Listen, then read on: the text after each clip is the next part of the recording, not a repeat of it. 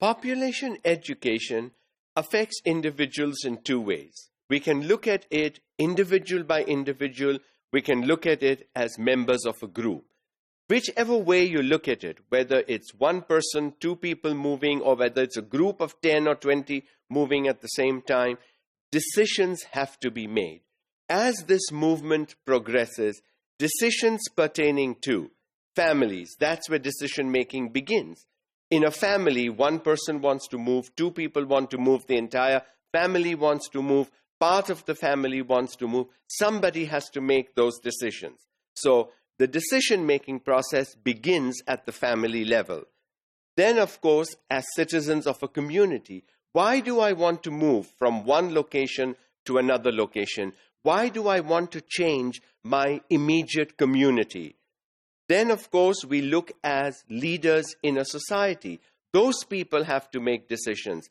How are we going to control population? How are we going to control movement of population?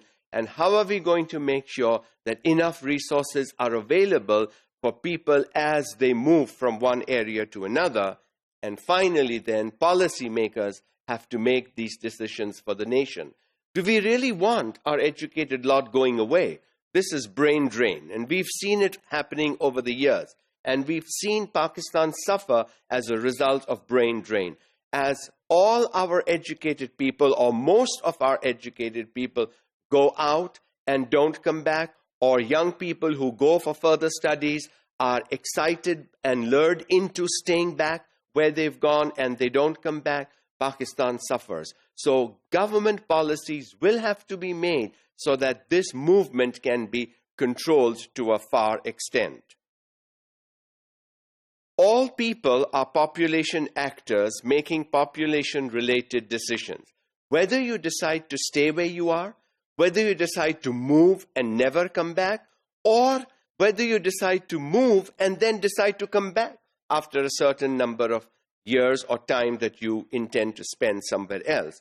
So we are all actors in the drama of population. And the sum of all these decisions will impact population forces. Fertility, which is birth rate, mortality, which is death rate, migration, which is rate of movement of individuals or groups of individuals from one location to another, which all these operate within a society and they affect the society at the social, political, and economic levels. What are we going to do about it? That's what population education is all about. Movement will happen, births will happen, deaths will happen, and so the numbers will be in a constant change. They will constantly be changing. What are we going to do about the impact of those change of numbers that affect society, that affect us politically, that affect us economically? A lot will need to be done if we want these three forces within a society or within a community to stay in balance. In turn, the population, social, political, and economic decisions made by the larger mass, the society or nation, for the community, for the society, decisions are not made individually. Decisions are made by the elected or nominated members of government who represent the people, and they make those decisions for us. Our job is to follow those decisions, make sure those decisions are implemented.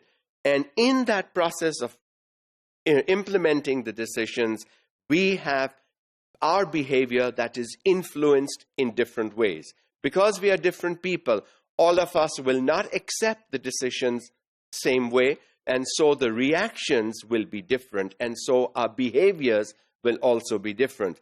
There will be individuals who will follow through all the time. There will be individuals who will not follow through all the time. There will be individuals who will follow through based on situation or circumstances. But the fact is that the larger group makes the decisions, and these decisions then have to be followed and implemented by the smaller groups, which are the communities and families. Population education, in essence, is an educational response to contemporary economic, social, and political issues.